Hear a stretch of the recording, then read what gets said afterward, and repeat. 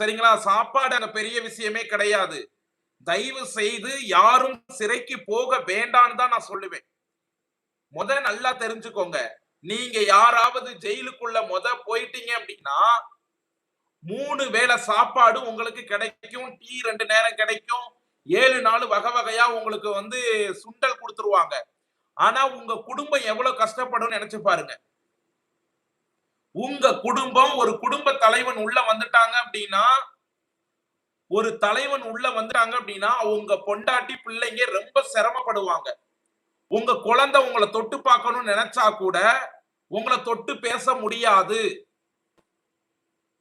நீங்க எமர்ஜென்சிக்கு போன் பேசணும்னு நெனச்சா கூட பேச முடியாது. உங்க வீட்ல எமர்ஜென்சியா தகவல் சொல்லணும்னா கூட சொல்ல முடியாது. அதனால தயவு செய்து யாரும் சிறைக்கு போகாதீங்க. எந்த ஒரு தவறும் செய்யாதீங்க. இன்னைக்கு சட்ட திட்டங்கள் ரொம்ப கடுமையா இருக்கு.